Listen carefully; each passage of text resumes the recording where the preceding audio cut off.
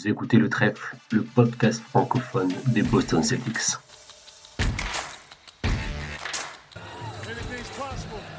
Anything's possible.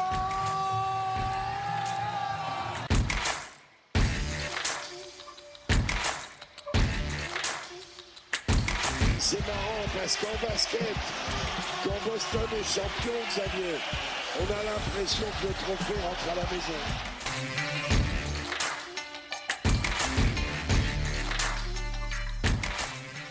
Bonjour à toutes et à tous et bienvenue dans un nouvel épisode du Trèfle.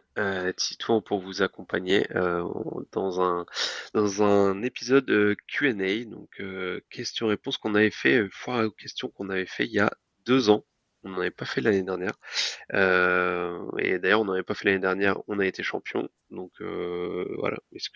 Enfin non, du coup, c'était l'été d'après, donc on n'a pas été champion. Voilà, l'année où on l'a fait, on a été champion. Est-ce qu'on va être champion du coup en 2026? Euh, on va voir si. Je pense que Nemias Queta pourra être MVP des finales NBA pour les Celtics en 2026. On y croit dur comme fer. Je vous présente du coup mes 4 acolytes, dont un qui croit justement dur comme fer que Nemias Queta sera la star des Celtics cette année et non Jalen Brown ou Derrick White. C'est un rookie chez nous et il va se présenter, c'est Kevin. Salut Kevin, comment ça va? Merci Titouan, bonjour à tous. C'est un plaisir de faire ce premier podcast, le trèfle, avec vous. Donc très hâte de parler un peu plus en détail des Celtics. En plus, pour une belle session questions-réponses avant du coup la saison qui nous attend, une saison un peu de transition, mais on aura l'occasion d'en reparler. Et effectivement, écoute, ça va très bien. Et comme j'ai dit, très content d'être avec vous aujourd'hui. Kevin, si je dis pas de bêtises, pour te faire un peu d'autopromo, t'as un compte sur X où on peut te suivre, notamment c'est le Garden FR, je crois, si je dis pas de bêtises. Alors, c'est un peu compliqué parce qu'avant, effectivement, j'avais un compte qui s'appelait The Green Cigar. Du coup, Garden, c'est une autre personne. Ah oui, pardon. Oh là, Oui, bah super, super bien renseigné le gars. tu commences bien, il n'y a pas de souci. Mais effectivement, j'ai choisi d'arrêter ce compte, donc je me fais un peu plus discret. C'est pas forcément con, je suis plutôt content par ce choix, mais j'avais un compte, mais après, je parlais rapidement des Celtics et j'aimais bien un peu exposer mon point de vue, mais je continue évidemment à les suivre d'une autre façon maintenant. Et du coup, sans trop s'avancer, tu rejoins du coup l'équipe du Trèfle aussi pour, entre autres, pour faire des vidéos, ou plutôt des podcasts un peu plus historiques. C'était ça un peu l'idée C'est dès qu'on ça, s'était dit ensemble. c'est ça, c'est exactement ça. L'idée, c'est vraiment de parler un peu plus histoire parce que on a la chance, enfin, on est l'une des rares franchises, si ce n'est l'une des seules de la ligue à avoir une histoire aussi riche qui s'étend sur quasiment 70 ans. C'est une chance et c'est intéressant de plus en parler, de rentrer dans des détails que forcément on n'a pas l'occasion de voir aujourd'hui puisqu'on se concentre forcément plus sur l'actuel alors que les Celtics tels qu'on les connaît, c'est un processus long qui remonte à leur création, Bill Russell, à Larry Bird et compagnie. Et donc c'est un peu ce que je souhaite faire avec ce podcast et que j'espère pouvoir présenter très vite avec un podcast, c'est vraiment présenter ce qu'est l'histoire des Boston Celtics, c'est parfois rentrer dans quelques anecdotes et montrer que finalement c'est pourquoi on dit que que les Celtics c'est plus qu'une équipe de basketball, c'est une façon de vivre. Et je pense que l'histoire permet de le comprendre. Oui, puis comme tu as dit, en plus, je pense que c'est un peu la seule équipe en NBA. Je vois pas quelle équipe pourrait s'en rapprocher. Peut-être en Californie, genre Golden State, tu vois. Mais sinon, non, je vois pas. J'en vois pas d'autres. Peut-être Sacramento. Je sais qu'en Californie, il y a deux, trois bonnes équipes comme ça. Mais Euh, du coup, on va avancer parce que sinon le podcast va durer 3 heures. Les deux autres personnes qui m'accompagnent, vous les connaissez très bien, c'est mes experts trade et cap space. C'est Elias et Vincent. Salut les gars, comment ça va? Salut Titouan, bienvenue Kevin, on est content d'avoir un nouveau membre, ça va un peu apporter de la fraîcheur et du nouveau contenu, c'est cool. Sinon, bah écoute, ça va, on a passé un bel été, on est prêt à se lancer dans une saison qui va être pas très intéressante, mais intéressante différemment, on va dire. Donc c'est toujours marrant. On n'a pas l'habitude, je pense, de passer d'une équipe aussi forte à tout d'un coup une équipe qui va vraiment jouer pas grand-chose. Donc ça va être marrant à suivre. Mais on va bien dormir, c'est ça l'avantage. Salut Titouan, bienvenue Kevin, salut à tous, ça va très bien. J'ai rien Est-ce d'autre à que dire. c'est quoi la dernière saison des Celtics que vous avez suivi ou vraiment, si c'est déjà arrivé, où l'effectif était vraiment si mauvais? C'est avant Haïti, hein, c'est avant Isaiah Thomas, non? C'est genre la période En un vrai, peu. en vrai, il y a de la qualité Ouais. encore. Et elle reste très forte, elle reste assez forte quand même. Il y a Mm. des gros points Ouais, faibles, mais elle reste assez forte. Il ouais, y a quand même la saison. 2013-2014. Il y, Ouais. a il y a la saison à la fin, Tatum qui est tout seul sur les genoux de Kemba et Ah, Jalen après la qui se bulle. blesse après la bulle. C'était pas une saison qui commençait comme ça, mais elle a un peu fini comme ça, avec une équipe vraiment qui n'avait rien. Enfin, on avait Wanamaker et je sais pas qui jouait des minutes. Enfin, c'était catastrophique cette saison-là. Elle s'est finie comme ça. Et elle se Mais une finit saison surtout parce que entière, c'est vrai que ça fait longtemps. tu pars sur eux, tu perds au premier tour des playoffs sur une équipe historique, hein. Ouais. Mm. Mm. Non, mais je pense Avec que un même tatou, on aurait perdu avec contre un, n'importe qui, hein. avec un Tatum comme les 50 d'ailleurs, je crois. Ouais, Au voilà. Ouais. game 3 ou un truc comme ça. Après, oui, effectivement, moi, je vois bien la saison 2013-2014. Après, en comparaison, j'aime bien comparer. Alors, c'est une autre échelle, mais en 2017-2018, sur la fin de saison, on n'avait pas trop d'attentes parce que, on se souvient, on avait Gordon Hayward qui s'était fait cette blessure horrible que j'ai pas trop. Je pense qu'on la voit tous de laquelle on parle. Puis il y a Kyrie qui avait évité, qui d'ailleurs avait fait une opération pendant les playoffs, mais ça c'est de l'histoire ancienne maintenant, heureusement. Mais on n'avait pas trop d'attentes en 2017-2018 et j'ai l'impression que c'est un peu pareil cette année, c'est qu'on n'a pas trop d'attentes et qu'on peut juste qu'être agréablement surpris. Donc c'est pour ça que je suis assez impatient de voir la saison, mais là encore on pourra en discuter.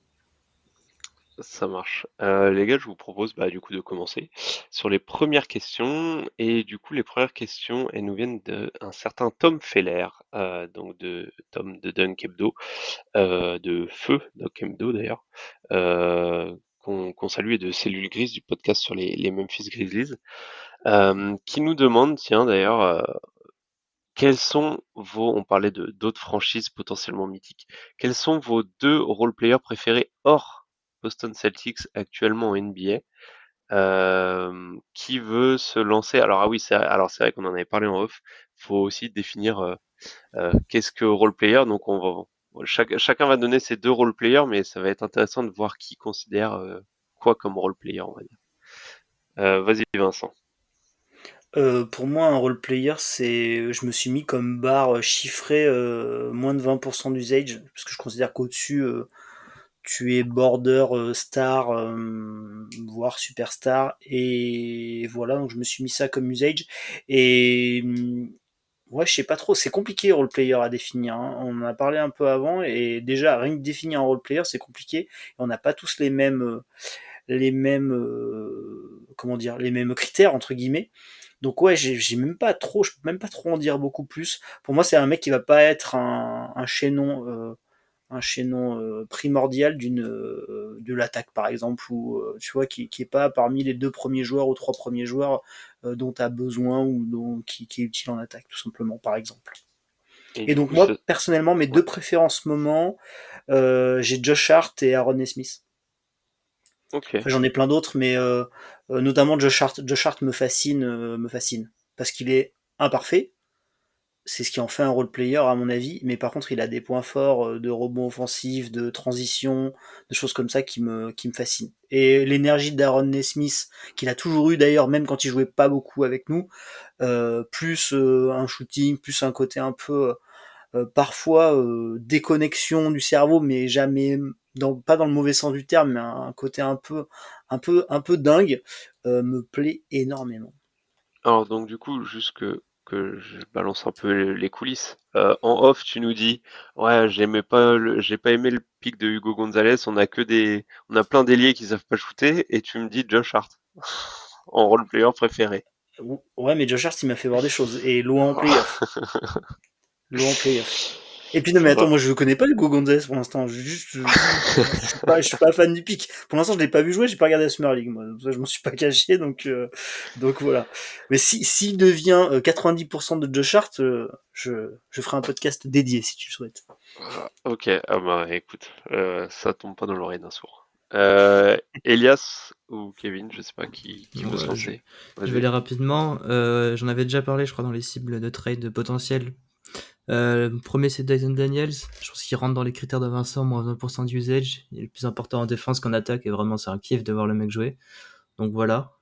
Sinon, plus classique, Nasrid, je pense qu'on peut encore le rentrer dans les role players, même s'il commence à être dans les 2 ou 3 joueurs les plus importants de son équipe, mais c'est un kiff. Et je mets en troisième, je me permets Luke Cornet, parce que ce n'est plus un joueur de Boston Celtics. Donc Luke Cornet. Ça marche. Et Kevin? Concernant la définition, je suis assez d'accord avec vous deux d'ailleurs, notamment Vincent, tu disais que c'était des joueurs qui sont border star, voilà.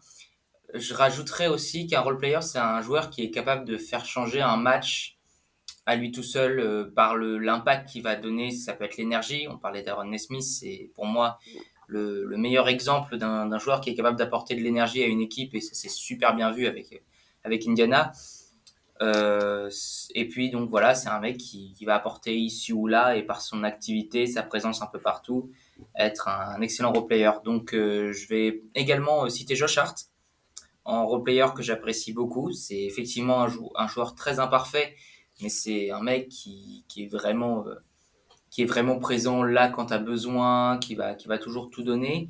On aurait discuté, je pense, l'année dernière, ou il y a 2 ans, quand il était aux Warriors, Dante DiVincenzo. J'appréciais énormément ce qu'il était capable de faire sur un terrain. Il a beaucoup apporté d'ailleurs aux Warriors, et c'est dans un certain intérêt aux Knicks, un peu moins cette année d'ailleurs aux Timberwolves. Mais j'aurais plutôt tendance à citer en deuxième nom Jaden McDaniels. C'est un joueur qui apporte énormément, surtout en free and D, avec une défense qui peut parfois être incroyable. C'est un des mecs qui, pour moi, est l'un des plus chiants à attaquer. Il sait vraiment très bien défendre. Et pour citer allez, un troisième nom un peu dans ce même profil, je dirais allez, Trey Murphy de Third, qui est aussi un très bon role player et que j'apprécie beaucoup. Alors ça tombe très bien que tu dises Trey Murphy parce que du coup pour moi, alors je l'avais dans mes deux noms, dans mes deux role-players préférés, j'avais Trey Murphy et c'est là où moi par rapport à la définition de Vincent sur les role-players, je suis peut-être un peu plus, je sais pas si c'est exigeant le terme, mais disons que moi je suis vraiment parti du principe que t'as ta superstar. Autour, souvent, tu as une voire deux stars. Et en fait, tout le reste, pour moi, si t'es pas une star ou une superstar, en fait, t'es un role player. C'est juste qu'après, bah, t'as des excellents role players, justement, à la Trey Murphy, qui en fait c'est vraiment l'élite des role players. Bah, de l'autre côté du prisme, on va dire, t'as des role players qui sont vraiment en bout de banc, qui jouent quasiment pas. Mais pour moi, tout ça rentre dans la même catégorie de role player. Après, c'est juste que on va dire que dans la catégorie de role player, je mets différents tiers. Et du coup, j'ai effectivement Trey Murphy que je considère pour l'instant. On verra peut-être d'ici 2-3 ans, il sera All-Star et ce sera autrement, mais que pour l'instant, je considère comme un role player. Et le deuxième, je suis étonné que vous ne l'ayez pas cité, mais je sais qu'Azad l'aurait cité et donc je pense à lui parce qu'il n'est plus un joueur des Boston Celtics depuis 2 saisons maintenant. Mais je mettrais Marcus Smart parce que pour le coup là, c'est vraiment le côté fan et un peu bon, subjectif, ouais, complètement. Ouais, parce qu'en C'est ce pas un role moment. player, il est defensive player of the year. À partir de là, une fois que t'as une récompense individuelle, t'es disqualifié. Ok, ça marche. Bah dans ce cas-là, si je vais dire Keon Ellis, qui est un peu Ouais. qui est un peu pour moi le Marcus Smart, mais qui a trouvé un shoot à 3 points. Petite question, Titouan, on n'a pas cité trop de pivots, mis à part Elias avec Nasrid. Moi, j'avais noté Hartenstein et Paul Potel, mais ça reste des pivots, tu vois, titulaires et tout. En fait, le pivot a quand même un poste assez particulier. Je trouve ça intéressant. Tu vois, pour moi, Hartenstein, c'est la Rolls des pivots role-player, quoi. Ouais, ouais, Bah, moi, ouais, totalement. j'avais Aaron Wiggins, du coup, c'est bien Moi, qui n'a pas trop joué cette année, mais Derek Lively, dans ce même exemple. Hum, hum, hum, hum, hum. En fait, il y en a c'est vrai. plein. Et en fait, c'est des mecs qu'on adore, en fait. Ouais. Ouais. Et moi, il y en a un qui, on va le surveiller cette année, mais c'est Moussa Diabaté.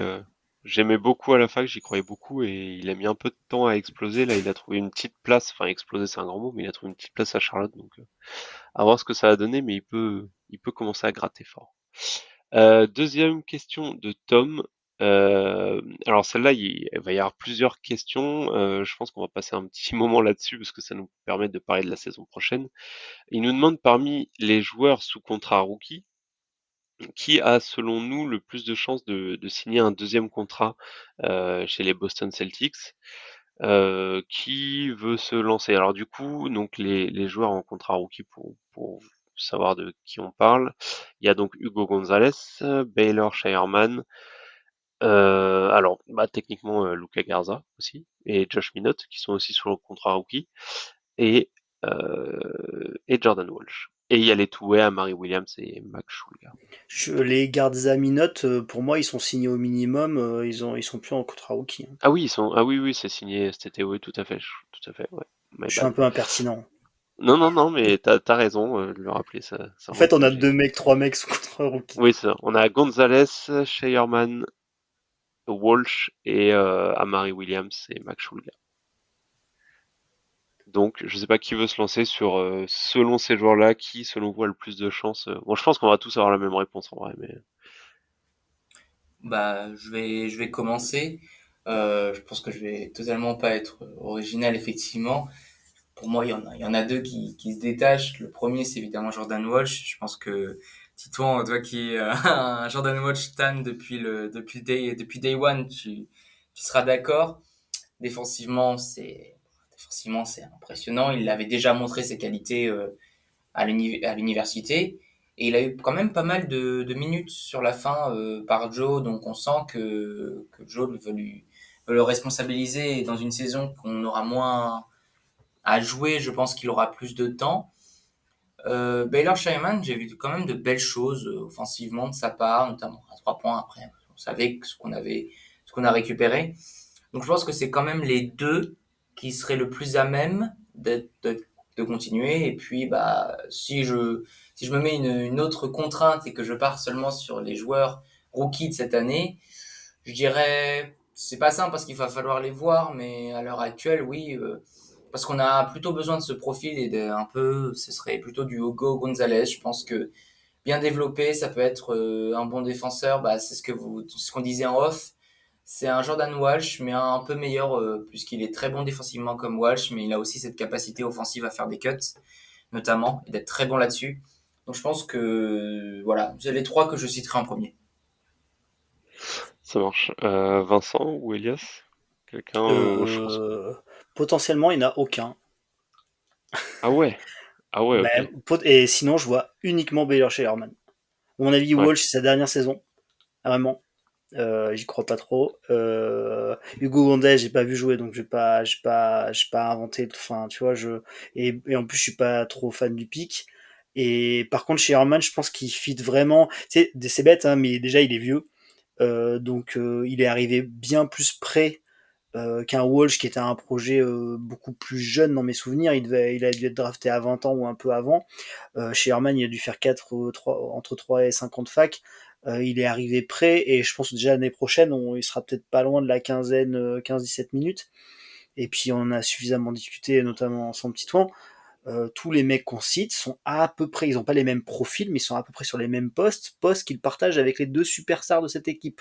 Donc c'est des mecs, quand ils sont là, l'année prochaine Tatum sera pas là, mais quand ils sont là, ils prennent tous les deux 35 minutes chacun. Donc en fait, mécaniquement, il te reste un poste de pivot, tu as du Derrick White qui te prend aussi 35 minutes, il reste peu de minutes à distribuer.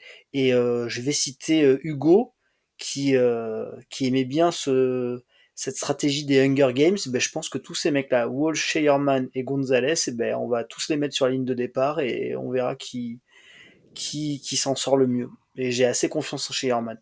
De par le shoot, et il nous a fait voir vraiment du feeling pour le jeu, et on a vu beaucoup de belles choses. Après, petit doute défensif. Ouais, je Je suis plutôt d'accord. Et alors, avant de donner la parole à Elias, je voulais juste rebondir sur ce que tu disais, sur le fait que justement, le fait que Gonzalez, Shireman et Walsh ont un peu alors pas du tout le même profil, mais jouent, on va dire, dans le même rôle, et sur le même poste. En fait, moi, c'est ce qui me fait dire que, bon, je pense qu'on verra la réponse d'Elias, mais je pense qu'on est tous d'accord pour dire que le joueur sous contrat rookie qui a le plus de chances d'intégrer la rotation long terme, on va dire, des Celtics, c'est Shireman. Déjà parce que c'est celui qui fit selon moi le plus au jeu de Mazzulla, parce que c'est le seul des trois qui a un shoot à 3 points fiable.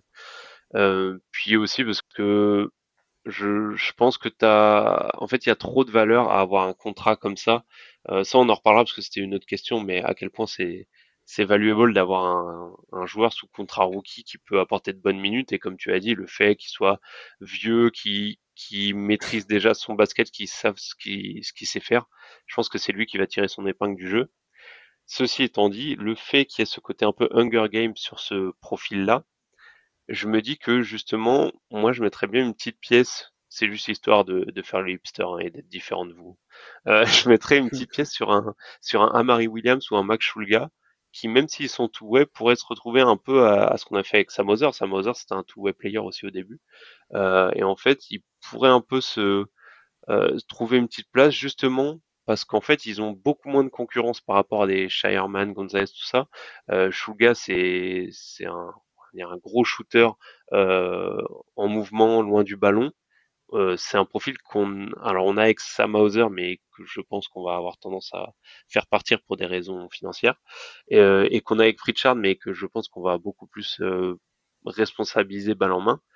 Et surtout à Mary Williams, qui pour le coup, bah, on en parlera plus longuement tout au long de ce podcast, mais dans le secteur intérieur, il y a Keita qui montre de belles choses, mais sinon il n'y a pas vraiment de grosse concurrence. Donc je pense que s'il y a un joueur qui peut s'en sortir et arracher une place, ce serait potentiellement peut-être lui. Alors même si c'est un two-way player et que de prime abord, on aurait tendance à dire que ce serait plus compliqué pour lui.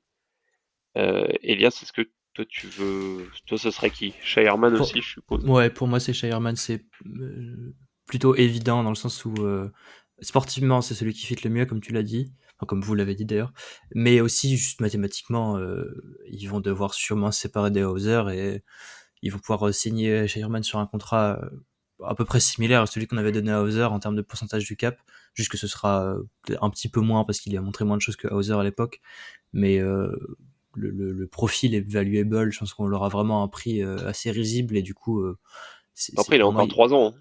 Il a encore oui, 3 ans de mais contrat. il a 3 ans, mais il pourra signer son extension l'année prochaine, non? Dans Euh, 2 ans, Ah non, c'était un à first round ou pas? ouais, c'était un Ah first ouais, round, c'est une c'était first round, donc c'est pas la même c'était chose. le pick 29 ou Mais 30, je crois. Mais oui, donc pour moi, ça restera quand même celui qui restera dans le roster et qui aura un second contrat. Je pense que moi, je suis pas trop d'accord avec Kevin. Moi, j'ai vraiment du mal à voir Jordan Walsh avoir un autre contrat en NBA. Au Celtics, j'y crois pas du tout. Et même en NBA tout court, je pense pas. Il a montré qu'il savait défendre, mais il a pas montré grand chose d'autre. Il a pas eu l'occasion, hein, mais c'est le cas pour beaucoup de joueurs dans NBA. Hein. Il y en a tous les ans, il y en a 150 qui disparaissent. Donc, moi, je pense qu'on le verra pas. Et comme toi, Titouan, c'est vrai que les profils Max Fulga ou Amari Williams, juste sur le poste, en fait, ça fait qu'ils auront aussi leur épingle à tirer. Mais pour moi, c'est Baylor Shireman assez évidemment. Ouais. Il faut qu'on dise aux auditeurs que un second tour de draft comme Jordan Walsh, la norme est qu'il ne reste pas long terme. L'exception est de devenir un joueur NBA qui a 5, 6, 7, 8 ans de carrière, ça c'est une exception. Prendre la bonne pioche et tomber sur le mec que tu arrives à développer et qui devient viable en NBA, c'est une rareté. Et là, en l'occurrence, quand il a été drafté, Titouan, tu pourras me confirmer, vous aviez dit dans le podcast avec Pierre et Hugo, il me semble, que ben voilà, des aptitudes défensives grâce à un corps et une envergure assez exceptionnelle, mais il y a un cerveau jeu, un QI basket qui est quand même flippant, et il n'y avait pas grand chose offensivement, et Elias l'a dit, dans le roster qu'on a eu depuis 2 ans, bah clairement les rookies n'avaient pas leur place entre guillemets. C'est pour ça que moi chez Herman j'étais agréablement surpris, c'est que quand on l'a vu, il a pas dénoté, il faisait pas tâche, bien au contraire. Donc voilà. Mais la norme est que ça se casse la gueule. Enfin, je veux dire, des seconds tours qui restent longtemps en NBA, t'en as pas beaucoup tous les ans, de toute manière. Ouais, ouais, ouais, totalement. C'est vrai qu'on a été peut-être trop habitués avec des Sam Hauser. Bon, j'allais dire Pritchard, mais Pritchard c'est une fin de premier tour. Mais des gars comme ça. Ça marche. Et du coup, donc il y a plusieurs questions qui suivent un peu dans le même thème. C'est donc 6 du Discord qui demande quel joueur petit contrat. Donc du coup là c'est pas forcément que les contrats rookies, va tirer son épingle du jeu pour intégrer à long terme la rotation future. Bon, je pense que ça rejoint un peu la question de Tom. C'est juste que bah, par petit contrat, on peut rajouter justement des Xavier Tillman, Luka Garza, Josh Minott, Chris, Chris Boucher, etc. Euh, Même si on rajoute ces gars-là, alors je sais pas ce que vous en pensez, mais enfin, moi je serais d'avis de dire que même en rajoutant ces gars-là dans l'équation de la question de Tom, la question initiale, je pense que ça reste tout de même Shireman qui a le plus de chances d'intégrer la rotation future des Celtics, non? Peut-être Dans, Nemias Queta. dans les joueurs que tu as rajoutés, le meilleur joueur c'est Chris Boucher, qui est un joueur NBA. Oui, c'est vrai, c'est vrai. Ouais, je suis d'accord, mais il est trop vieux. Mais voilà, moi je pensais qu'il Oui, était il a jeune déjà et en fait c'est 33 ans. Phantom. Il a Pour moi, 33 ans. ouais, pour moi, c'est Keta. Si ça se joue entre Keta et Sherman, mais je pense que Keta, il a montré qu'il pouvait vraiment être le troisième pivot, quoi. Pas plus que ça, mais c'est déjà pas mal. C'est déjà un joueur NBA qui jouera en playoff, peut-être.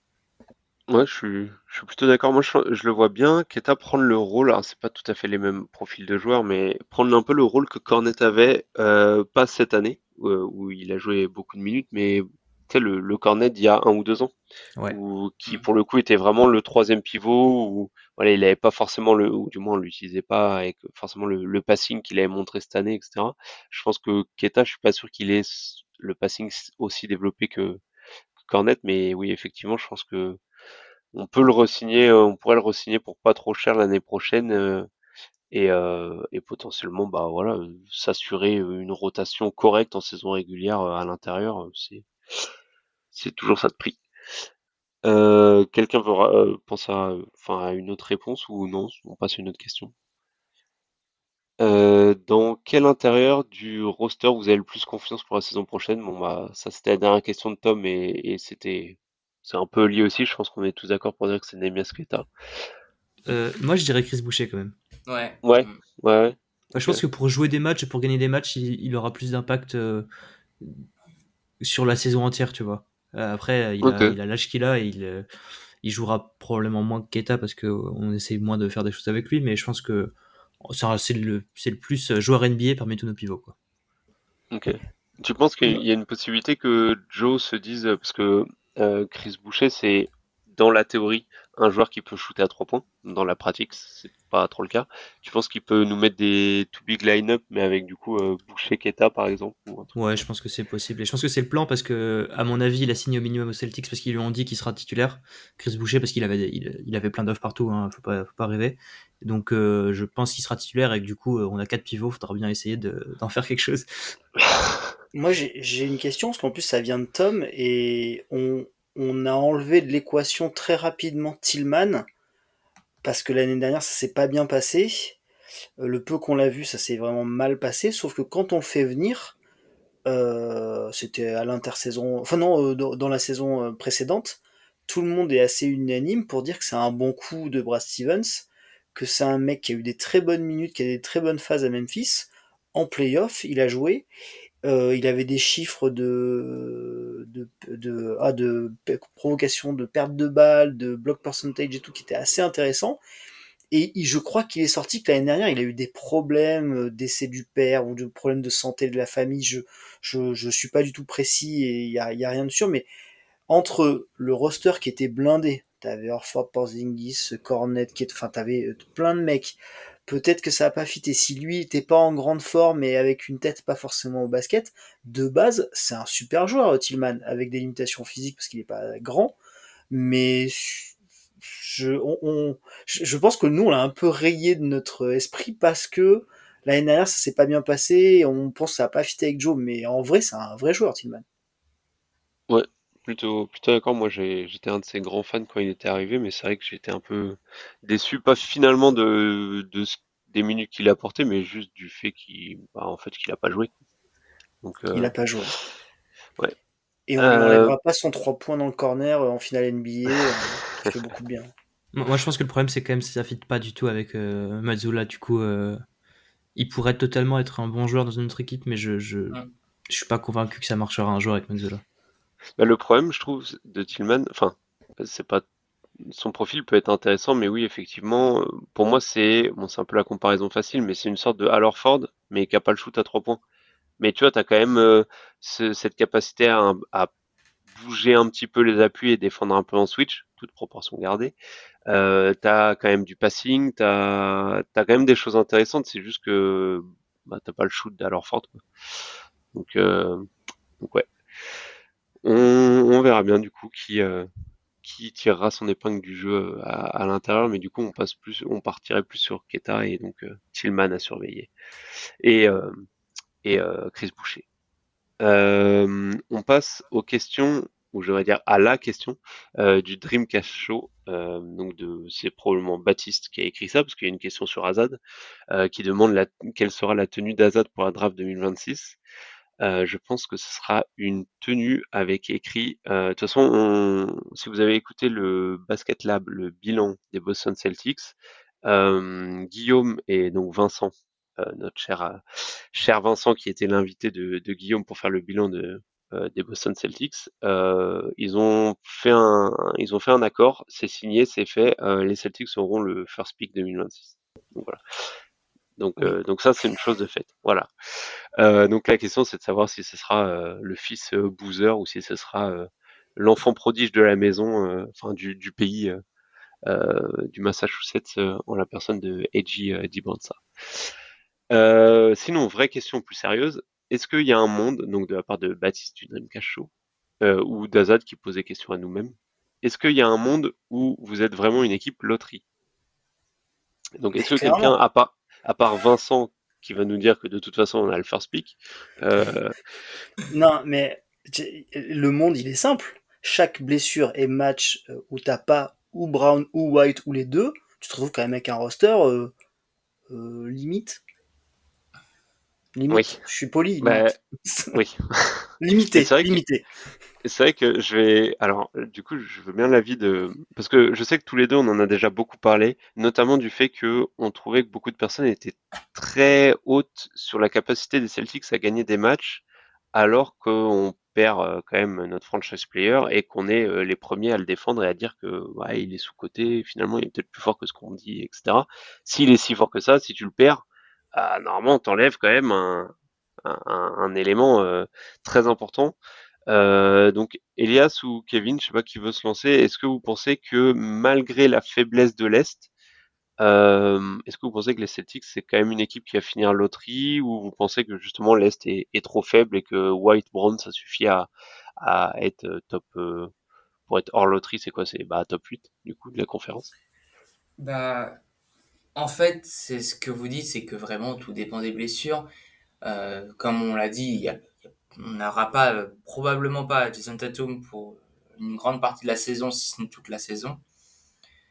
Notre effectif est quand même relativement faible par rapport aux années précédentes. Je veux dire, si on enlève, allez, on peut garder, allez, 3 joueurs. Si on enlève Derrick White, Peyton Pritchard, qui est quand même 6e homme de l'année, qu'il faut pas oublier, et, euh, et JB, c'est particulièrement faible. Maintenant, de là à dire qu'on est une équipe de loterie, je sais pas. Honnêtement, je pense qu'on est vraiment dans un range un peu milieu de tableau. Je pense que ça peut très bien être entre la 6e et la 10e place en l'état. Maintenant, je pense pas que je ne pense pas que Joe Mazzulla, Brad Stevens ou même le front office en général soit partisan justement du tanking. Et puis forcément, comme c'est ce qu'on dit en NBA, on joue pour être compétitif, on joue pas pour venir essayer d'avoir un gros choix de draft et se faire niquer à la loterie. Pardonnez-moi du propos, on pense fort au Utah Jazz quand je dis ça. Donc, je pense que ça peut très bien aller dans un sens ou dans un autre. J'aurais plus tendance à dire que comme on a quand même un peu d'expérience, je pense qu'on sera, allez, border playoff et encore, peut-être plus play-in. Mais ça peut très bien aller dans un sens ou un autre. Et puis, il suffit qu'on ait, par exemple, 10 matchs de JB en moins ou 10 matchs de Derrick White en moins pour que ça baisse d'un coup. Donc, c'est assez difficile à juger. Mais de toute façon, moi, quoi qu'il arrive, bah, on fera avec. C'est une année un peu off. On donne des responsabilités à certains plus que d'autres années. Donc, on verra. Ouais, moi je suis d'accord, je dirais même que les blessures vont tout déterminer, mais je pense même en fait que on va nous-mêmes décider de blessure. Hein. Jalen Brown, il va se faire mal à la cheville, il va pas jouer 15 matchs. Ça va être, pour moi, on va sortir le temps que ça me paraît trop évident pour ne pas le faire. Et Donc Elias, président. la loterie, oui. On aura une question après, j'aurai l'occasion d'en reparler, mais au moins la loterie. Au Voilà. moins. Non, mais la loterie, c'est quoi? C'est 15. Bon, on espère mieux. Parce qu'un pick 14, c'est pas non plus. Voilà quoi. Non, c'est le top 10, c'est le top 10 minimum. On est Pour ceux qui d'accord. n'ont pas écouté le Basket Lab, la franchise est vendue. Le franchise player se fait une blessure grave. C'est une franchise historique. Un top 3 de draft et c'est acté. C'est acté. 6 milliards de dollars la vente. Tu crois que le mec il arrive, il pose 6 milliards, il a pas le droit à un pic de draft un peu sympa? Et puis si jamais on arrive trop, un petit maraboutage, tu vois, Non. on négocie comme avec Patrick Ewing au Knicks ou plus récemment Cooper Flag aux Mavs. Petite négociation, voilà, on sait jamais. Non, mais attends, Vincent, tu m'as vendu un first pick et maintenant tu es en train de Bah, négocier un top 3. Donc dans deux tu semaines, m'as tu vas me dit que... dire c'est un top 5? Non, mais ouais, je sais. Oui, parce que si tu finis 14e, si t'es 14e, tu peux avoir que le first pick en fait. Il n'y a pas une histoire de ça Oui, dans oui. les bouts. Bah, comme Dallas cette année d'ailleurs, du coup. Ouais. Oui, mais de toute façon, la question, c'est pas de savoir si les Celtics vont être une équipe loterie ou pas, mais plutôt si c'est souhaitable. Et je pense que là, on est tous d'accord que il y a rien de pire qu'à jouer le ventre mou en NBA et être les Chicago Bulls des dernières années. Avec tout le respect qu'on a pour les fans des Chicago Bulls. Hein. Passons à la question suivante d'un certain Vince du @VOTLA. Que faudrait-il pour que la saison prochaine soit une saison réussie? Émergence d'un jeune, résultat sportif convaincant, explosion puis trade de Jalen Brown contre une pluie d'assets ou autre. Elias, je t'écoute. Alors, j'aime bien la question parce que euh, résultat sportif convaincant, moi j'aimerais bien que ce soit l'inverse, le moins convaincant possible, avoir le meilleur pick possible. Donc voilà, moi j'ai mis pick top 10, donc ce serait pas mal. Je pense qu'on peut commencer à avoir du joueur correct. J'ai aucune idée de qui existe dans cette range, mais je pense qu'on peut commencer à avoir quelques bons joueurs. J'ai mis hors de la taxe, donc ça veut dire en gros trade Anthony Simons pour pas grand chose pour j'ai l'impression de répéter ça à chaque podcast. Pour sortir de la taxe, ne pas avoir la repeater tax et donc pouvoir commencer la saison d'après avec une situation financière vraiment favorable. Et enfin, j'ai mis émergence d'un jeune parce que c'est vrai que ce serait sympa que, je sais pas, Anima Sketa devienne vraiment un joueur de rotation très très impressionnant ou que même on se rend compte que Hugo Gonzalez c'était un super pick. J'y crois pas trop, mais bon, ce serait un des paramètres qui fait que la saison soit réussie. Mais le plus important, c'est pour moi de sortir de la taxe. C'est le numéro 1. Donc c'est pas sportif, c'est chiant, je suis désolé, mais c'est ça. Puis après, c'est un pick top 10. Bon bah on vote pour Elias pour que ce soit le bras droit de Brad Stevens. Moi, je veux. Euh, Vincent ou Kevin, est-ce que vous avez un autre plan, votre plan idéal de la saison prochaine? Bah, je vais être vague. Je vais être très vague. Je vais dire être surpris. Voilà, c'est un peu plus sportif que toi, Elias, mais être surpris, c'est-à-dire ça regroupe un peu tout ce que Vince dans sa question dit. Ça peut être avoir un jeune qui explose et qu'on peut utiliser derrière. Moi, il y a quelques années, j'aurais adoré ce genre de saison pour pouvoir donner plus de responsabilité à un Aaron Nesmith. Bon, maintenant, on est tous heureux parce que Aaron Nesmith est un des meilleurs role-players de la ligue et joue aux Indiana Pacers. Je salue toute la communauté Pacers, qui est d'ailleurs une communauté en or. Ça, c'était le petit shout-out personnel. Et puis sinon, voilà, être surpris. Si on va qu'on aille dans un sens ou dans un autre, si on va vers la loterie, bah, avoir un bon choix de loterie, de souvenirs. Les spécialistes de la draft qui sont parmi nous dans ce podcast pourront me dire mieux que moi, mais je crois que la prochaine draft, c'est quand même une relativement grosse draft. Peut-être, je crois que j'ai entendu parler de draft intergénérationnel. On parlait du Fils Boozer, on parlait d'AJ Dibunsa, notamment, mais il y a sûrement plus de monde. Et puis sinon, ça peut être surpris dans un sens ou dans un autre. Et puis voilà, laisser les joueurs se faire plaisir, se développer et prendre du plaisir en regardant les Celtics. Pour moi, c'est pas de pression, juste du plaisir. Ouais, on va se calmer avec les mots intergénérationnels. Ils sont un peu utilisés à tort et à travers à chaque draft, j'ai l'impression. Mais Ouais. c'est vrai que la prochaine draft est annoncée comme très très très intéressante. Ouais. Vincent, toi, ta saison idéale? Du coup, moi, globalement, je suis très sur la ligne d'Elias, donc je vais pas revenir dessus. Je veux, dans ce cas, une saison réussie, c'est une saison où Joe Mazzulla m'aura fait voir d'autres choses offensivement. Très clairement, la saison précédente, elle a eu des très bons résultats jusqu'au playoff. La manière était pas kiffante. Elle était performante, mais c'était pas l'éclate. On est arrivé un peu pas au bout du système, mais un tir sur deux à 3 points, c'était beaucoup. Trop de pull-up, trop de choses pénibles, pas assez de jeux sans ballon. Enfin, tu vois, s'il peut me... Même d'ailleurs, on n'a pas entendu dire, et a priori, il n'y a pas eu de recrutement d'assistant coach ou choses comme ça, ben, j'aurais aimé, moi, des assistants qui arrivent, alors peut-être qu'on ne le sait pas, d'un point de vue offensif notamment. Défensivement, je dis rien. Offensivement, j'espère, quitte à pas être compétitif, voir d'autres choses et de la variété qu'on puisse voilà, c'est ce qui va aussi servir à développer justement les jeunes. Je pense que le développement des jeunes viendra aussi par une variété de ce que Mazzulla nous propose offensivement notamment.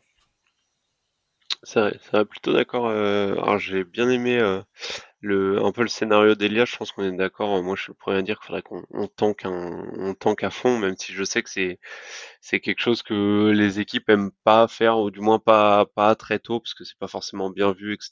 Et les joueurs, je pense, eux, quand ils rentrent sur le terrain, ils rentrent toujours en voulant gagner les matchs. Mais je pense que pour des questions de construction à court et à moyen terme, je pense qu'on a tout intérêt à perdre un paquet de matchs. Et effectivement, je rejoins pas mal Vincent sur le côté, en fait, profiter de cette année pour faire des expérimentations, quoi. J'aimerais bien que cette année soit un vrai laboratoire à ciel ouvert où tu as aussi bien pour les joueurs, qu'on teste plein de joueurs dans différents rôles, différentes configurations, mais aussi pour Mazzulla, ouais, pour tester autre chose. Euh, du coup, et après, ouais, l'explosion, puis trade de Jalen Brown contre une pluie d'assets, j'avoue que je dis pas non. Et alors là, pour le coup, c'est pas pour faire le hater de Jalen Brown, mais c'est que bah, je pense que c'est le meilleur joueur. Enfin, non, non, ça c'est pas vrai, je le pense pas, mais c'est le deuxième meilleur joueur de l'effectif. Mais non, non, blague à part, je pense que c'est le joueur qui nous ramènerait le plus d'assets en fait, si jamais on le trade. Donc on a tout intérêt à le trail lui si jamais on veut construire autre chose autour de Tatum. Après, si le front office décide de relancer la machine autour des Jays, qu'il en soit ainsi. Euh, Autre question de la part de Polo. Êtes-vous déçu du trade de J.D. Davison? Ah oui, c'est vrai que celle-là c'était un troll. Et qui est le remplaçant de Jrue Holiday. Je pense que personne n'est déçu du trade de J.D. Davison. On lui souhaite bon vent. J'ai le cœur brisé, je sais pas comment tu oses supposer ce genre de choses. On parle du MVP de G-League là, attention. Oh. Non, mais vraie question, que voyez-vous comme solution crédible en porteur de balle pour la saison à venir? Moi, je veux bien y aller. Vas-y. En fait, je trouve que ça manque pas des porteurs de balles. On a White, Pritchard, Jalen Brown, enfin Mini Simmons. Je trouve qu'on a du volume. Le problème, c'est que t'en as aucun qui est top 10 NBA en fait. Donc ça fait de toi une équipe pas contender à un éventuel titre, tout simplement. Moi, je pense que si JB s'applique, il peut être top 10 en turnover to assist ratio. Hein. Je pense que un truc comme ça. Hein. Personnellement, je confierais pas toutes les balles à Jalen Brown, hein, c'est loin de là. Non, bah justement, je pense que s'il s'applique vraiment, il peut vraiment être le le pire porteur de balle de NBA en termes de stats, ouais, je pense que Quand, on peut quand y t'as arriver. commencé, quand t'as commencé ta phrase, je suis, ouais, je suis pas sûr de le suivre sur celle-là, là. Mais ok, bon. Non, moi je Euh, suis complètement d'accord avec Vincent, on n'en manque pas, on en a pas un d'élite, mais ça va aller, quoi. C'est pas le poste où ça va être le plus dramatique, sachant que Derrick White il le fait très bien. Je pense que oui, Pritchard, oui, je crois qu'il y a une question sur Pritchard titulaire après ou pas? Je me souviens plus. euh, je Oui. crois, ouais, Il oui. me semble que oui. On en parlera après, mais Pritchard titulaire, bon, j'attends pas grand chose de son playmaking, mais il peut porter la balle, quoi, sur notre jeu à nous. On n'a pas non plus besoin d'un playmaking exceptionnel, donc ça peut aller, quoi. Donc Ouais, pas inquiet. c'est vrai qu'il y a deux choses qui sont importantes par rapport à ce que vous avez dit. La première, c'est que, comme a dit Vincent, en fait, on a la quantité, mais on n'a pas la qualité. Et du coup, de facto, on va pas être bon. Mais de toute façon, on prévoit pas d'être très bon. Donc, en fait, c'est pas vraiment un problème en soi, ce manque de porteurs de balles élite.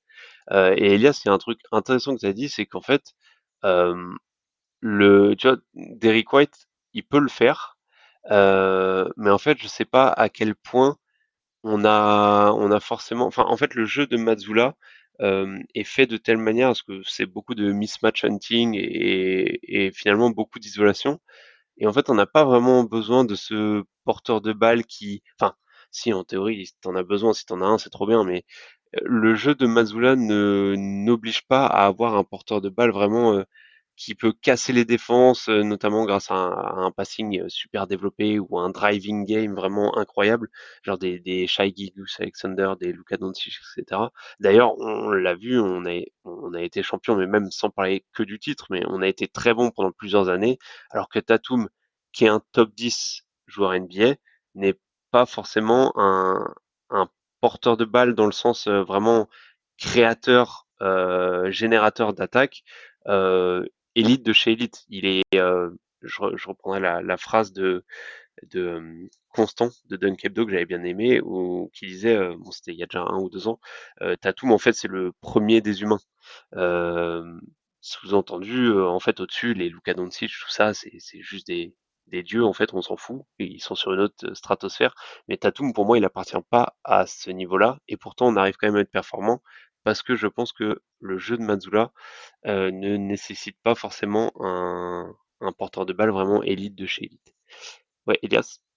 Ouais, je voulais juste rajouter, je pense qu'un peu pour compléter ce que tu dis, on n'a pas besoin de porteurs de balle élite. Je pense que là, ce qui va nous manquer le plus, c'est des pivots élites, en fait, des mecs des rollman élites, parce que là, on perd Al Horford, on perd Luke Cornett, on perd forcément Porzingis, on n'a plus grand monde pour aller mettre une menace au panier crédible en pick and roll, donc je pense qu'on va perdre une dimension du jeu qui était quand même assez importante. Et c'est surtout ça, je pense, qui va poser problème plus que la création en soi, parce qu'on n'a pas un jeu qui est basé sur de la création balle en main, on a des systèmes assez simples.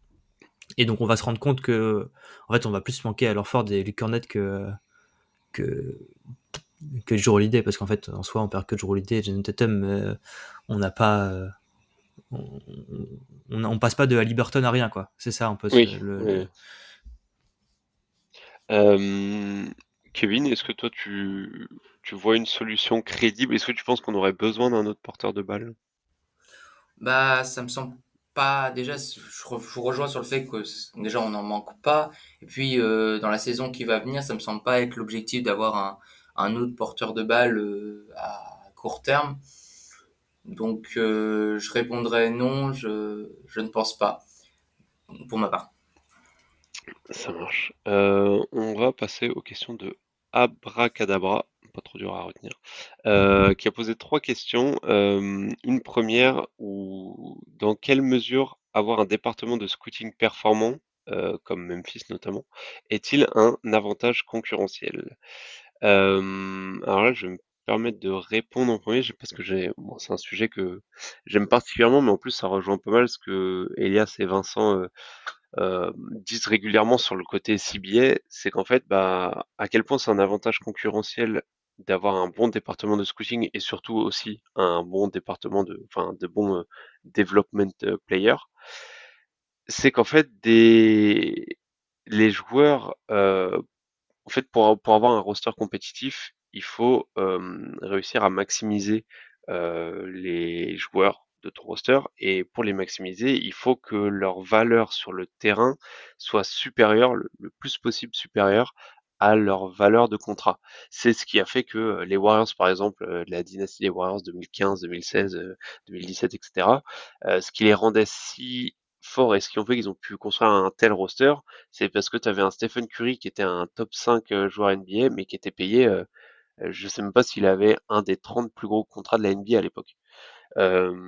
Et je pense que dans cette optique-là, les contrats rookies ont de plus en plus et vont avoir de plus en plus de valeur parce que le nouveau CBA est fait de telle sorte qu'en fait c'est compliqué de donner des gros contrats à des joueurs qui sont pas élites. Et du coup en fait c'est soit tu le fais et tu peux vite te retrouver bloqué, soit tu le fais pas et du coup bah on le voit, on en a parlé en off, à quel point bah, des joueurs qui ont des contrats moyens, parfois c'est assez dur de les refourguer parce qu'il y a aucune équipe qui a forcément le cap space pour les récupérer quoi. Et du coup, je pense que effectivement, avoir un bon département de scouting qui peut te permettre de trouver un joueur sous contrat rookie qui est payé 2, 3, 4 millions l'année, mais qui va jouer comme un joueur qui, en théorie, pourrait en gagner 12, 15, en fait, c'est un avantage énorme parce que du coup, tu as un joueur qui est performant, mais qui te coûte rien et du coup, te permet d'avoir de la place financière pour rajouter d'autres joueurs derrière. C'est un peu ce qu'on avait avec un Pritchard, Pritchard actuellement par exemple, ou même un Sam Hauser. Sam Hauser, avant qu'il signe son contrat à 10 millions, l'année dernière, il était à 2 ou 3 millions. Mais 2 ou 3 millions alors que c'est un joueur qui en valait justement 10, voire un peu plus. Elias ou Vincent ou même Kevin, je sais pas si vous avez un mot à rajouter là-dessus. Ouais, non, c'est juste que ça me paraît assez énorme, comme tu dis, ça permet tellement de choses d'avoir des joueurs super sous contrat rookie, pas très cher. Surtout pour une équipe comme nous, on a rarement des bons pics, donc aller chercher des très bons joueurs dans les 20-30, c'est primordial. En fait, je pense que ça fait gagner des titres tout simplement d'avoir un role player supplémentaire qui coûte rien. Moi, je Mais pense que. Vas-y. vas-y. Je pense d'avoir un bon département scouting, ça te permet d'augmenter tes possibilités d'avoir de la chance. Parce que malgré tout, tu peux être le meilleur du monde. Je pense que Titouan, tu vas pas me contredire. Tu vas avoir beaucoup d'échecs et beaucoup d'erreurs dans le scouting parce que de toute manière, tu sais jamais comment va se faire le développement du mec en question. Et Memphis, ils ont aussi leur raté. Mais si tu arrives à avoir un taux de bonnes décisions et de bons pics supérieur aux autres, eh ben c'est là où tu ressors gagnant, tout simplement. Ouais. Et il n'y a pas qu'une histoire de contrat, tu vois. Enfin, parce que mine de rien, si tu arrives à faire des super coups, même très, regarde, Tatum et Brown, tu les drafts 2 ans d'affilée, tu refais les drafts maintenant, tu dis waouh, les mecs, c'est des génies, quoi. Parce que Oui, les deux ouais. drafts consécutifs, c'est Philadelphie en 1 et Lakers en 2. Il doit plus y avoir un mec dans les rosters. Ouais. Non, non, c'est vrai. Mais bon, c'est intéressant ce que tu dis sur le fait que, je pense que c'est une précision importante, c'est que en fait, les départements de scouting vont du coup drafter des joueurs, enfin vont préconiser des joueurs à drafter. Si ce joueur-là réussit pas en NBA ou du moins dans l'équipe où il se fait drafter, c'est pas forcément, ça veut pas forcément dire que c'était un mauvais choix en fait. C'est que en fait entre le scouting et le joueur qui performe en NBA, il y a aussi toute la partie player development et environnement et rôle, etc. Et en fait, Nemias Queta, par exemple, est un très bon exemple d'un joueur qui, en fait, a jamais réussi à trouver sa place aux Kings, pourtant, là où c'est pas, pourtant, il n'y a pas spécialement de concurrence. Mais voilà, un changement d'environnement, peut-être un meilleur development player, ça, j'en sais rien, un autre rôle, et au final, on finit par voir qu'il commence à montrer quelques minutes intéressantes. Et ça, des exemples comme ça, il y en a plein. Donc voilà, ça, c'était juste la petite précision pour dire que c'est pas parce qu'un joueur que vous avez scouté, enfin qu'une équipe a scouté et a drafté ne performe pas, ça voulait dire que c'était un mauvais choix en fait. Parfois c'est juste il était pas au bon endroit au bon moment et en fait si tu dans une réalité parallèle tu le fais drafter à un autre endroit avec un autre coaching staff dans un autre environnement, en fait ça se trouve le joueur c'est un super bon role player. Donc On va encore reprendre l'énième exemple Aaron Nesmith, mais pour moi, ça vient bien confirmer ce que tu viens de dire. Dis-toi, dans notre atmosphère à Boston, on le draft 14e en 2017, peut-être un peu après quand même. Donc on draft 14e place. On n'a pas tant d'opportunités de le développer. Du coup, c'est compliqué. Et puis on le trade à Indiana pour récupérer dans le même temps Malcolm Brogdon. Et puis là, il a eu un environnement qui l'a laissé se développer, qui l'a laissé donc développer son jeu jusqu'à maintenant qu'on a quand même un joueur très impressionnant qui a été plus qu'utile lors des playoffs, du run des playoffs d'Indiana. Donc voilà, c'est parfois il suffit juste d'un changement d'atmosphère pour qu'un joueur qui par exemple aurait bloqué pendant des années devienne meilleur. Et pour le département scouting, j'ai moins de connaissances que vous, donc je m'aligne avec ce que vous dites. Ouais, totalement. Autre question, Mazzoula ou Hardy, quel est votre, et on parle pas de l'acteur, quel est votre coach préféré? Je sais pas qui veut se lancer.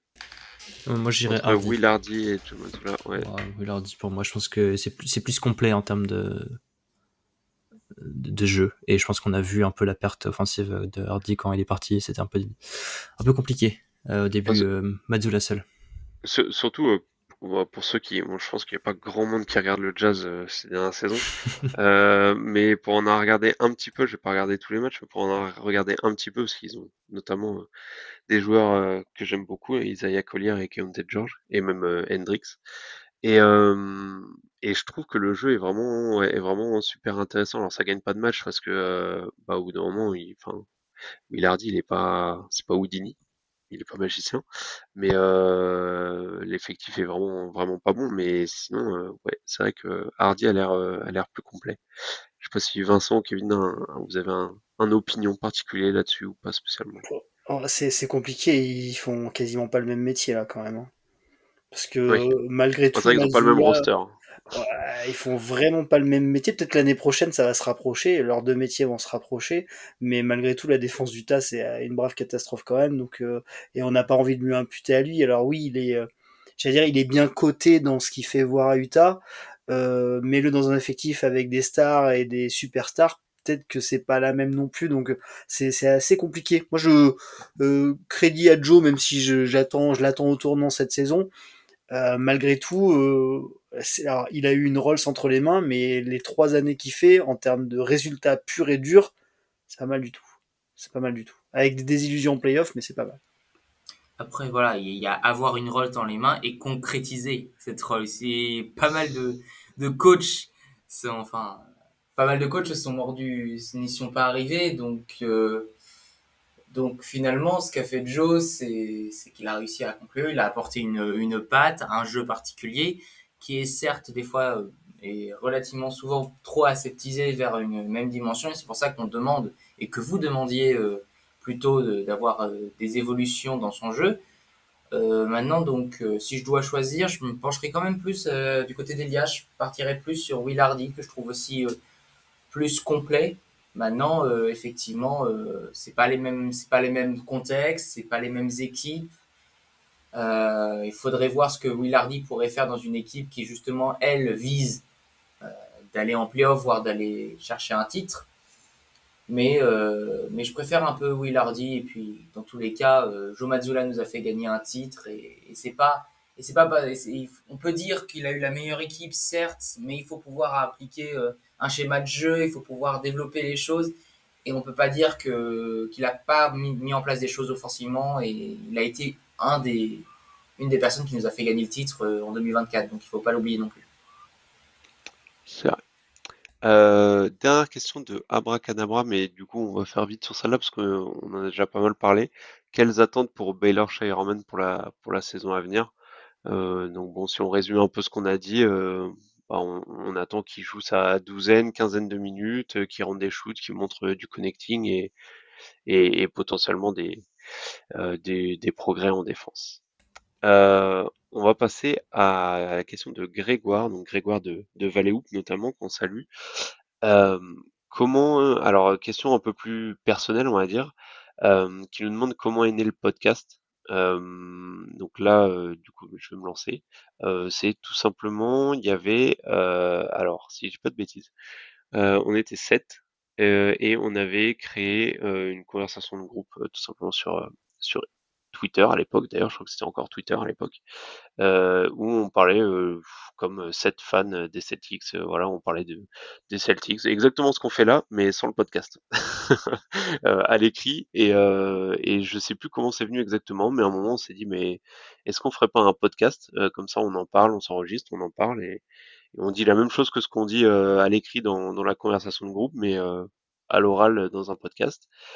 Et donc on a lancé ça pour les playoffs 2022, si je me souviens bien, avec Elias, ici présent notamment.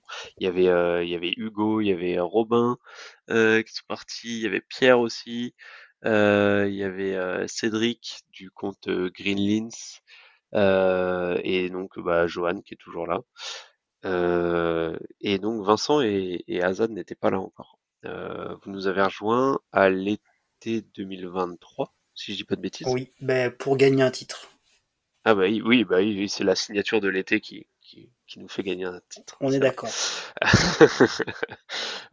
Mais donc voilà, donc juste des fans des Celtics qui voulaient partager leur passion plutôt que le faire à l'écrit, le faire à l'oral via des podcasts, et en faire profiter ceux qui veulent. Donc voilà. À noter Et, qu'on a et- créé le podcast, on est arrivé en finale NBA tout de suite après. On a recruté Azad et Vincent, on a gagné un titre derrière. voilà. Et j'ai aussi juste, comme l'objectif de la saison, c'est un peu de tanker. Si jamais quelqu'un veut financer un meet-up sur l'année du trèfle, le seul match qu'on a vu tous ensemble, on s'est fait exploser. C'était un C'est vrai, non-match total. C'était le c'est vrai. match 4 des finales de mémoire. Donc, si jamais quelqu'un veut financer ça, une petite année tranquille dans une villa tous ensemble, on fait que perdre des matchs. Moi, ça me va très bien. C'est c'est vrai. Pour les petits insides du trèfle, on s'était retrouvés tous ensemble pour regarder le match 4 des finales NBA, en se disant bah c'est cool, on va assister au sweep, au titre, tous ensemble, le trèfle, on se retrouve tous. On vient tous des quatre coins de la France, même de l'étranger. Et au final, bon, à la fin du premier carton, le match était déjà fini. C'est vrai, mais bon, on avait bien rigolé. Euh, Est-ce que créer, donc deuxième question de Grégoire, est-ce que créer du contenu vous fait aimer votre équipe autrement? Est-ce que ça a fait évoluer votre passion? Je sais pas qui veut se lancer là-dessus. C'est intéressant ça comme question. Moi, je pense que ça fait évoluer la passion, ça fait peut-être pas baisser l'amour, mais t'es peut-être plus critique. Vu que tu travailles tu mets le nez sous le capot beaucoup plus assidûment que quand tu suis ça de manière plus casuale entre guillemets. Euh, moi, je me pense beaucoup plus critique envers l'équipe depuis que je fais le podcast. Et c'est une réflexion qu'on s'était fait sur Jalen Brown, où en fait on a vu qu'on regarde oui tous les matchs, mais en fait on a tendance à voir les défauts fois 1000 en fait, parce qu'on les voit tout le temps et du coup t'as l'impression que enfin, Jalen Brown, tu vois, on parlait des turnovers, t'as l'impression qu'il perd la balle à chaque attaque. Alors qu'en fait, non, pas tant que ça, mais c'est juste que dès qu'il le fait une fois, on dit, bah voilà, il le refait encore. Et oui, c'est vrai que je pense qu'il y a de ça. Et comme tu disais, enfin, en tout cas pour ma part, je pense qu'effectivement, j'ai l'impression d'être plus objectif quand je parle des Celtics que ce qui aurait pu être le cas il y a quelques années avant de créer du contenu, parce que justement ça rejoint ce que tu disais sur le fait qu'on met un peu le nez sous le capot et que en fait sans partir sur la guerre des stats et tout ça, mais en fait quand tu vois des stats qui te montrent que en fait ton équipe est, je sais rien, pas bonne par exemple offensivement ou pas bonne sur le shoot à 3 points, bah, en fait voilà, la stat, elle est là, c'est un fait, tu vois, tu peux pas le contredire et dire, enfin, sous prétexte que c'est ton équipe de cœur ou quoi que ce soit. Donc oui, effectivement, je pense que moi, je dirais pas que ça fait aimer l'équipe autrement, mais ça l'a fait la voir sous un autre angle, en fait, et être un peu moins subjectif, je pense. Elias ou Kevin? Ouais, je pense que pour le podcast, ça change pas grand-chose pour moi. C'est vrai qu'on a un regard un peu plus critique, mais c'est sur le basket en général. C'est juste enfin, personnellement en tout cas, c'est que je passe plus de temps à lire de l'analyse, à écouter de l'analyse, à analyser moi-même. Donc en fait, au final, je regarde le jeu différemment. Je pense que ça change pas grand-chose sur mon amour de l'équipe entre guillemets. Par contre, à l'époque où je faisais du live tweet sur Celtics FR ou que j'écrivais des articles ou que là j'interagissais un peu différemment avec le jeu, j'essayais un peu de trouver des trucs à dire sur les matchs et du coup je pense que je regardais les matchs un peu différemment. Là je le fais plus du tout, donc là en ce moment je regarde les matchs comme je les regardais au début, sauf que effectivement je suis plus énervé quand il y a un turnover ou quelque chose comme ça parce que je comprends mieux ce qui se passe et je suis peut-être un peu plus au courant de ce qui est possible et c'est pas possible, mais je pense que ça change pas grand chose à l'amour en lui-même. Peut-être l'analyse du jeu oui, mais l'équipe ça reste enfin pour moi en tout cas ça reste pareil quoi. Et j'ai toujours plus de mal à regarder un match de basket qui n'est pas les Celtics, hein. Même l'équipe de France, hein. Je dis je me fais chier dans l'équipe de France beaucoup de matchs, hein. Donc Et toi, Kevin, alors bon, du coup, t'as pas trop créé de podcast pour l'instant, enfin, du moins pas avec nous, mais de manière générale, t'as quand même créé pas mal de contenu et t'étais très actif sur Twitter. Est-ce que toi, ça t'a fait, Alors, tu suivais les Celtics autrement, du coup? bah en fait, ce que je trouve intéressant dans l'exercice du podcast, c'est que ça t'oblige à avoir du recul. Ça, je viens assez d'accord avec vous. Tu es obligé de prendre un regard extérieur et d'écarter un peu ce côté fan si tu veux pouvoir analyser. En fait, tout dépend de qu'est-ce que tu veux mettre en avant dans le podcast. Est-ce que tu veux plutôt mettre en avant une analyse construite? Est-ce que tu veux plutôt plutôt faire ressortir l'émotion que tu ressens en tant que fan? Est-ce que tu veux, ça dépend de ce que tu veux faire ressortir. Et en fonction de ce que tu veux faire ressortir dans le podcast, ça va te faire percevoir les choses un peu différemment. Dans le trèfle que j'écoutais avant de vous rejoindre récemment, je pense qu'on est plutôt du coup sur une analyse un peu plus poussée, un peu plus posée, ce qui peut pencher à faire justement analyser, prendre du recul sur les choses. Donc effectivement, plus t'en parles et plus tu peux prendre du recul. Après, moi, je suis un petit peu différent de vous. C'est que je vis les choses plus comme un fan. Je prends après un peu plus le temps d'analyser en regardant du contenu un peu partout. Voilà. Donc, je pense que effectivement, le podcast peut te faire changer la vision des choses. Maintenant, après, on regarde quand même les matchs de certaines façons. Certains préfèrent le regarder avec du recul. D'autres préfèrent vivre le match et ensuite prendre du recul. Et d'autres vivent dans les émotions. Et finalement, c'est un peu cette pluralité qui fait qu'on a plein de contenus podcast et qui rendent tous ces podcasts tout autant intéressants. Mais je sais pas vous les gars, mais c'est vrai que par contre, la création du podcast, enfin la création de contenu, je suis pas fan de cette expression, mais elle change pas ma manière de regarder le match en live entre guillemets. Le match où Tatum se blesse, j'ai insulté l'équipe toute la rencontre, hein, je veux dire, mais autant après le lendemain tu peux re-regarder, refaire du film et tout, mais sur le coup j'étais en mode fan de 3h30 du mat, en train d'insulter tout le monde, en dire bah c'est normal qu'ils soient pétés, ils ont fait n'importe quoi depuis le début, enfin bon, tu vois, en mode bien les émotions on va dire, et pas très positive en plus les émotions pour le coup. Je peux te promettre, le Azad il peut te ressortir des trucs, limite je disais que c'était bien fait, hein, tu vois, donc bon, tu vois, pour te dire il y avait pas trop de nuances à cette heure-ci, tu vois. Il y a des choses qui ont été dites dans un certain Discord aussi. Potentiellement. Ah ouais, il y a eu ouais, puis c'est long sur Discord en plus, et ça peut être, Oui. s'il y a besoin d'extérioriser, donc c'est compliqué.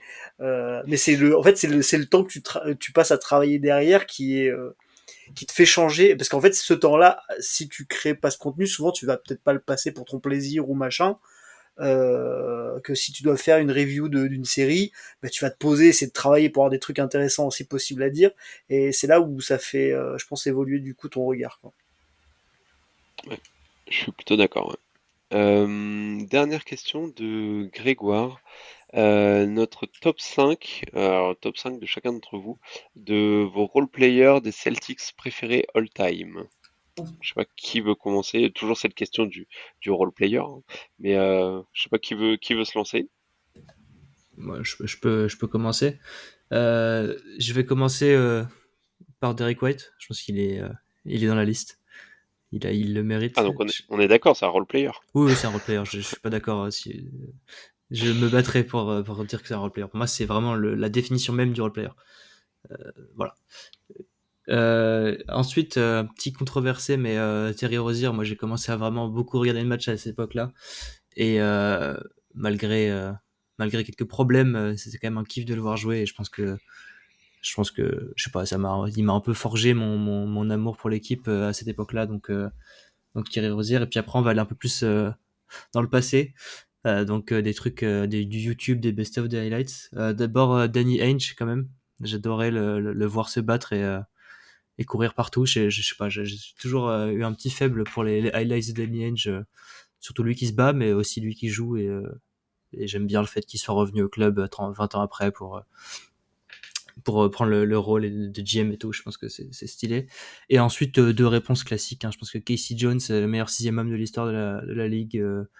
Voilà, tout le monde sait. Ensuite, coach, 2 titres en coach, donc le role player ultime. Et John Havlicek, je pense que est-ce qu'il est considéré comme un role player, ça je veux bien le débattre, mais ses 4 premiers titres, il me semble qu'il joue pas, il est pas titulaire, il est pas première option, il est pas tout ça, donc je pense que ça peut être considéré comme un role player. Et pour moi, c'est le Celtics, l'emblème, quoi.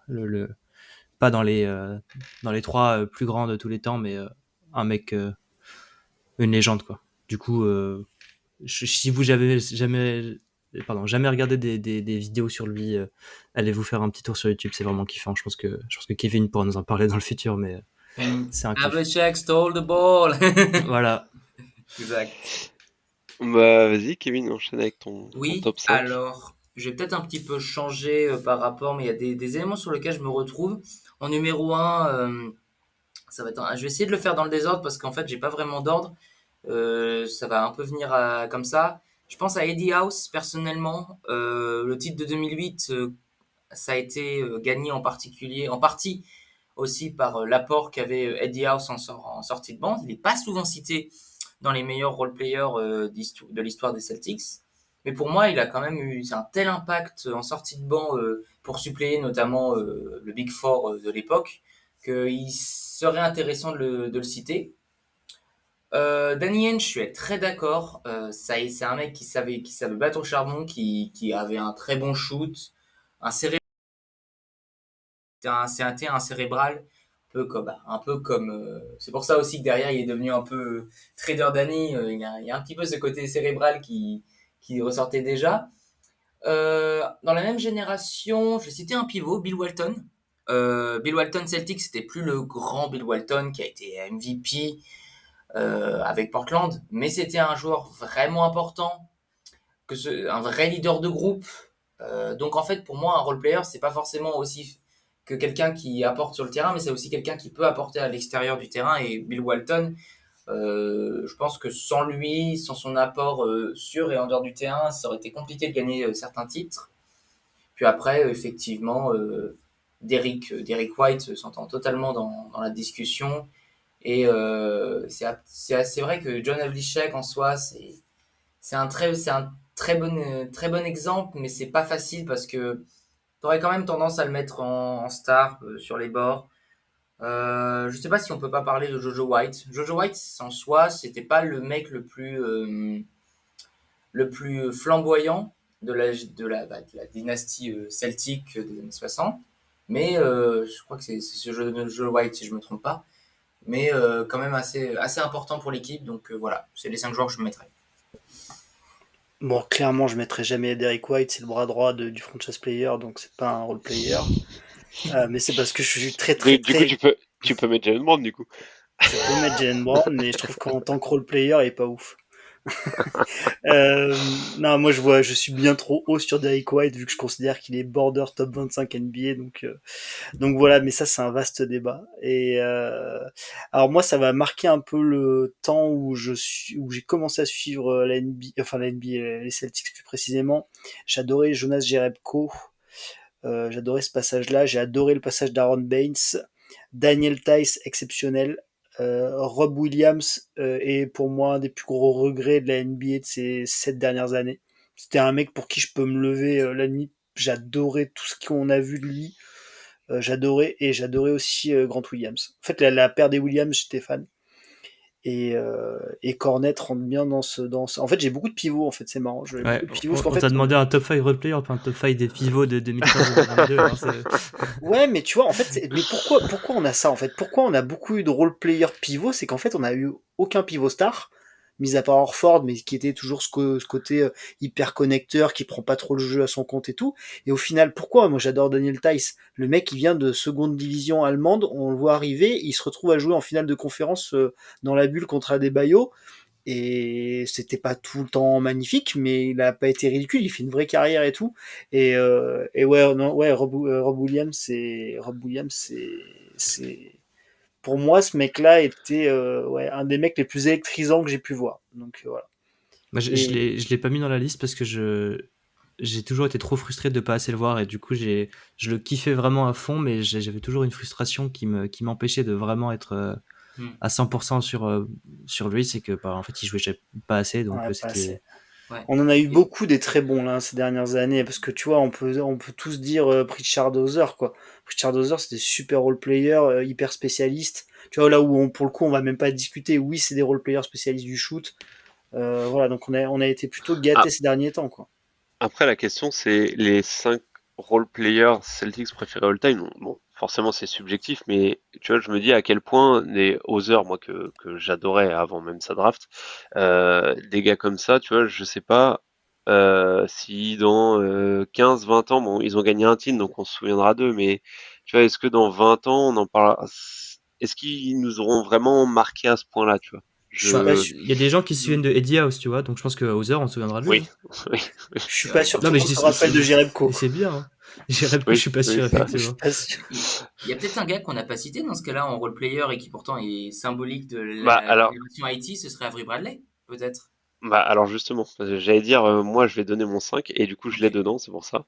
Ok. Mais moi j'avais justement j'ai alors dans le désordre j'ai Avery Bradley parce que effectivement c'était la pour moi c'était un peu le guerrier là avec Marcus Smart que j'ai aussi d'ailleurs dans mon 5. J'ai Marcus Smart et Bradley et c'est vrai que c'était un peu les guerriers là après le après le Big Three, en fait, quand ça commence à qu'on on tank pas vraiment, mais qu'on est juste pas bon parce qu'en fait on a un effectif catastrophique. Bah, je trouve que c'était des role players qui ont vraiment fait le taf et qui se donnaient à fond dans des équipes vraiment en mousse. Donc ça c'était cool à voir. Un qui m'a toujours fait kiffer et pourtant je crois il a dû jouer que 3 ans ou un truc comme ça, c'est Jared Sullinger. Je sais pas pourquoi et bah tout la même époque d'ailleurs que Avery Bradley et tout ça. Je sais pas pourquoi il me faisait marrer. Et sinon alors je sais que lui il va être décrié parce que certains le considèrent comme une star, mais j'avais Rajon Rondo. J'ai Rajon Rondo parce que bah comme je disais pour moi tout ce qui est pas superstar ou star t'es du coup role player et en fait pour moi à partir du moment où on considère Derrick White comme un role player, je veux voir qu'on pourrait pas considérer Rajon Rondo comme un role player même s'il était peut-être plus funky, plus flashy. Donc voilà. Je crois que j'en ai dit un, j'avais peut-être dit que 4, mais bon, on va mettre Derrick White. Allez, le 5e. Mais Rob Williams, j'ai bien aimé aussi. Et Après, personne n'a je dit Marcus Smart du coup. Et si, je l'ai dit. J'ai dit Ah Marcus bon? Smart Ah et ok, Bradley, les deux premiers. ah oui oui oui. Après, je pense que si on cite Rajon Rondo dans les potentiels stars, c'est parce qu'il a eu un moment les clés du camion. Mais je suis pas sûr que si on y avait eu le schéma un peu Paul Pierce, Kevin Garnett, on l'aurait cité un jour plutôt star. C'est vrai qu'il a quand même eu plus cette stature, et c'est là où je peux te rejoindre, Titouan, c'est qu'il a quand même eu plus cette stature un peu role player pendant pas mal d'années. Et puis il a eu les clés du camion quand les deux sont partis à Brooklyn. Mais en soi, oui, c'est vrai qu'il a passé plus de temps en tant que role player qu'en tant que meneur d'hommes. Et c'est peut-être d'ailleurs, et c'est là d'ailleurs où il a été le plus performant pour nous. Mais bah, surtout que le côté les clés du camion, je pense qu'il les a plus eu par défaut parce qu'on a fait le Mmh, trade et que le c'est roster ça. était cata derrière. C'est un peu comme si là, Tatum est blessé, on trade Jalen Brown. Bah oui, de facto, Derrick White, il va avoir les clés du camion, mais est-ce que ça en fait un franchise player pour autant? Je suis pas Mais sûr. attendez, Derrick White il a pas les clés du camion depuis 3 ans là déjà. Je me replongerai dans les matchs là dès demain. Oui, c'est vrai. Ah, mais d'ailleurs, Jason Tatum, role player des Celtics préférés all time. On passe aux dernières questions de Siz du Discord cette fois-ci, qui nous demande si on est en playoff ou au play-in, est-ce que vous pensez que Jason Tatum rejouera cette année? Non, Yes. Non. Voilà. Très Non bien. plus. Question suivante.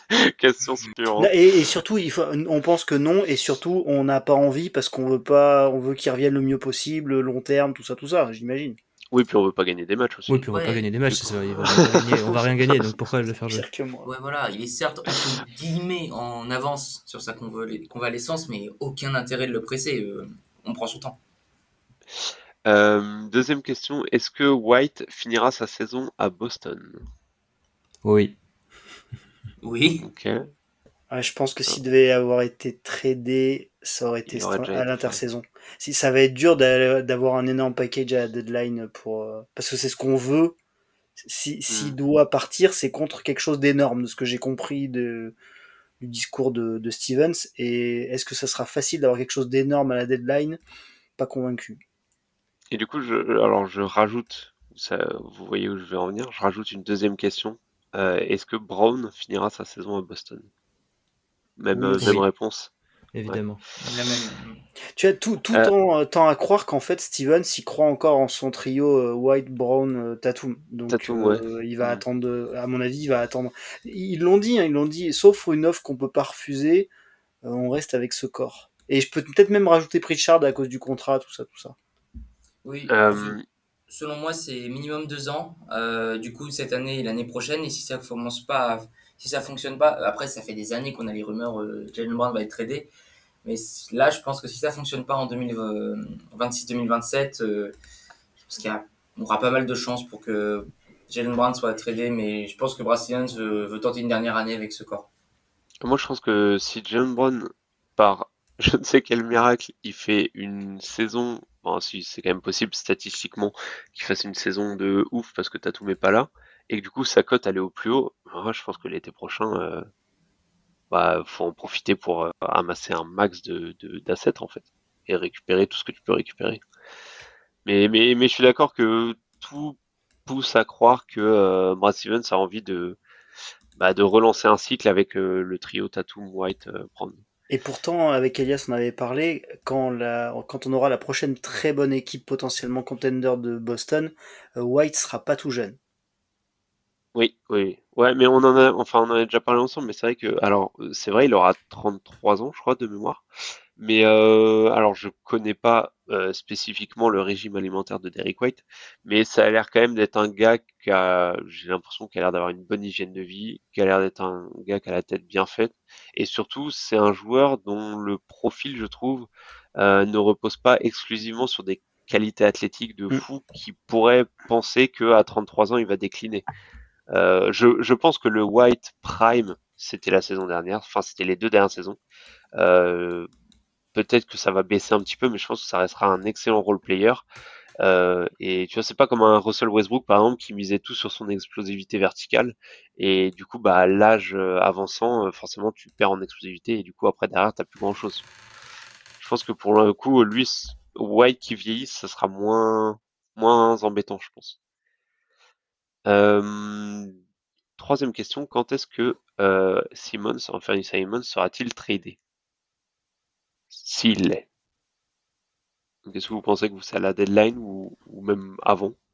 Dès qu'on a une offre, donc moi je dirais, c'est pas impossible qu'il soit traité avant le training camp. Je pense qu'il y a encore quelques pièces qui vont bouger avant le début de la saison. Euh, Toutes les équipes n'ont pas l'air complètement fixées, mais pour moi, si je devais mettre une probabilité, ce serait à la deadline et je dirais que il y a plus de 80% de chance, Et 90% de chance. d'ailleurs, ça me permet j'y pense, mais il me semble qu'à partir d'aujourd'hui ou demain, enfin aujourd'hui on enregistre le 29, mais en tout cas fin août, je sais plus quel jour exactement, Simmons enfin le contrat d'Anthony Simons peut être agrégé avec d'autres contrats. Ce qui, si je ne dis pas de bêtises, n'était pas forcément le cas avant parce qu'il venait tout juste d'être tradé. Je crois T'as qu'il y a deux une mois en histoire fait, comme ça. t'avais 2 mois de délai. Ouais. Tu pouvais le retrader quand tu voulais, mais seul. Mais si tu veux le retrader en ajoutant, je sais pas, Sam Hauser par exemple, ou j'en sais rien, fallait attendre 2 mois, c'est ça. Donc faut regarder quand est-ce qu'il a été tradé. Mais je crois que c'était 27 août ou 28 août, un truc comme ça. Donc possible que ça facilite, enfin, oui, ça offre plus de flexibilité et que ça facilite des trades à venir. Qu'attendez-vous de la saison en starter de Pritchard? Et du coup, ce sera la dernière question. Qui veut se lancer sur la saison en starter de Pritchard? Déjà, est-ce que c'est souhaitable que Pritchard soit starter? Est-ce que c'est souhaitable? Est-ce que c'est probable? Je sais pas. Qui veut répondre à toutes ces questions? Moi, perso, je le préférerais exactement comme il était l'année dernière. Quitte, Ok. admettons, t'as un trade de Anthony Simmons avant le training camp, je préfère presque aligner White, Shearman, Brown, Hauser, Keita, j'en sais rien. Je, je trouve qu'en fait, on a vraiment tiré, j'ai l'impression, le maxi de ce qu'il pouvait nous apporter l'année dernière. Il jouait 26-27 minutes par match, c'était excellent. Je vois pas pourquoi aller le foutre contre des starters adverses où il va être ciblé en défense copieusement. J'ai bien aimé comme ça. Moi, je préférais, en l'état, je préférais que Simmons, si on devait rester avec ce roster, que Simmons s'attaque à côté de White, en fait. Entre White et Ouais, Brown, en plus, c'est quand même des coéquipiers d'un niveau qu'il a rarement eu, voire pas eu. Je veux bien le voir, je veux bien voir dans ce contexte, en tout cas, Simmons. Ce qui est intéressant quand même. C'est un des meilleurs shooters de la ligue. Il est pas maladroit à la passe. Il y a des choses à gratter quand même chez ce mec encore. totalement. Quelqu'un veut rajouter quelque chose sur le Pritchard potentiellement starter ou Bon, on moi, je finit suis là-dessus? globalement complètement d'accord avec Vincent. Je pense que c'est pas, on n'aura pas grand chose de plus que ce qu'on a déjà, donc c'est une belle récompense pour lui des starters, mais il le sera plus quand on rejouera une saison sérieuse, donc voilà. Ouais, je pense cette saison, je pense que Joe va le mettre starter cette saison. Enfin, c'est ce que j'entendais et ce que je lisais, c'est que l'intention c'était de mettre en sortie de banc Fernie Simon, c'est de mettre Peyton Pritchard en meneur titulaire, sur ce que j'ai lu. Maintenant, oui, c'est sûr que ce serait mieux qu'il soit en sortie de banc parce que c'est là qu'il a plus performé et comme vous le dites, je pense pas qu'on aura mieux d'un mec comme Peyton Pritchard. C'est un mec qui peut super bien apporter offensivement, mais il a beaucoup trop de lacunes défensives. Donc, honnêtement, oui. Ouais. Sixième homme, c'est très bien. Ça marche. Bah, écoutez les gars, on a fait le tour de toutes les questions, donc merci à tous ceux qui nous ont laissé des questions. J'espère que nos réponses vous auront plu, ou du moins que vous avez eu les réponses que vous attendiez ou que vous espériez.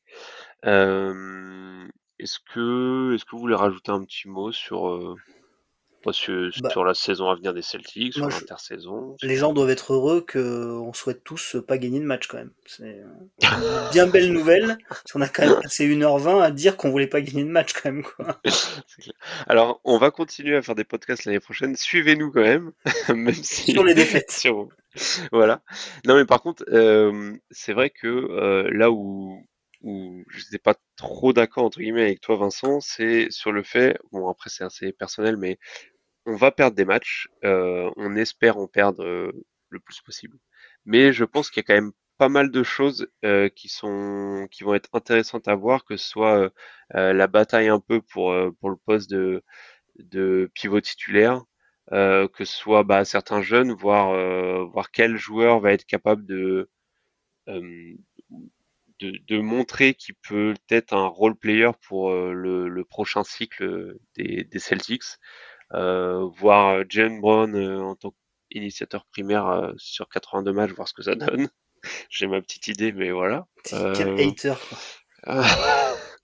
Non mais voilà, juste pour dire que effectivement, je pense qu'on va essayer de finir sur une note positive pour les auditeurs. Les Celtics vont perdre plus de matchs que ce qu'ils ont gagné les dernières saisons. Enfin, mais je pense que il va quand même y avoir pas mal de choses dans l'analyse, dans le développement des joueurs, et même tu le disais Vincent, dans le développement du coaching, qui vont être super intéressantes à regarder. Donc je pense que ça va quand même être, même si on perd des matchs, ça va être une Mais saison intéressante à tu suivre. sais quoi, je pense que même pour nous, elle va peut-être même être plus intéressante que la saison régulière précédente qui était un copier-coller de celle d'avant et où on n'avait pas changé un mec. Au final, pour nous, c'était pas Ouais, toujours évident d'avoir une équipe un peu rouleau compresseur, très forte, mais t'avais pas grand-chose de nouveau et de passionnant à dire. Enfin, vraiment, hein. Moi, je pense qu'effectivement, elle peut être super intéressante parce que tu vas pouvoir te régaler, avoir des jeunes, machin. Enfin, j'espère. Même en Fanny Simmons, moi, s'il est pas tradé, je suis content de le voir, ce mec-là. Enfin, Tu sais, j'ai pas beaucoup regardé les Blazers ces dernières années, donc let's go. Totalement, totalement, totalement. Elias, Kevin, est-ce que vous voulez rajouter un petit mot de la fin? Ouais, je vais juste reposez-vous bien quand même. Vous forcez pas à regarder des matchs absolument les matchs à Charlotte ou je sais pas quoi. Franchement, épargnez-vous. Hein. Il y aura des gens qui dorment pas, qui font des résumés pour vous, mais faut pas forcément s'infliger ce genre de choses. Ah, c'est vrai que pour le coup, autant quand tu as une équipe compétitive, que tu gagnes des matchs et tout, tu peux sacrifier ton sommeil, autant là, profitez de cette année pour rattraper toutes vos dettes de sommeil. Ne C'était vous ça inquiétez pas, la note positive, d'accord. le, le all possession recap marche très bien le lendemain. Exactement. Kevin, est-ce que tu veux rajouter un mot peut-être un peu plus positif que Oui, de bon, ton... juste profitons, voilà. C'est juste pas de stress. On n'a pas grand-chose à jouer. Adviendra que pourra de cette saison. Et puis oui, c'est vrai qu'on a passé 1h30 à dire qu'on voulait pas gagner de match. Donc, je vais dire un peu plus positif. Ne gagnons pas de match, mais gardons le sourire. Voilà. Et si vous aimez le basket et que vous voulez commencer à regarder d'autres matchs que les Celtics, pour le coup, je pense qu'il y a quand même pas mal d'équipes qui vont être intéressantes à suivre, même à la conférence Est. Donc voilà. Et sinon, du coup, pour notre podcast, on reviendra pour faire une preview de la saison à venir. Et voilà, et s'il y a évidemment du mouvement d'ici le training camp, on en reparlera aussi. Les gars, merci de m'avoir accompagné sur cette petite heure 30 de FAQ et du coup je vous dis à la prochaine. Ciao. About a 2-second difference between the shot clock and game clock.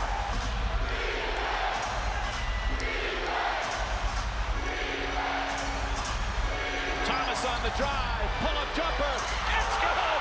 Isaiah Thomas gives the Celtics the lead with 2.4 remaining. 13 fourth quarter points. And Atlanta calls their final timeout. So many big shots from both teams, Jeff, down the stretch.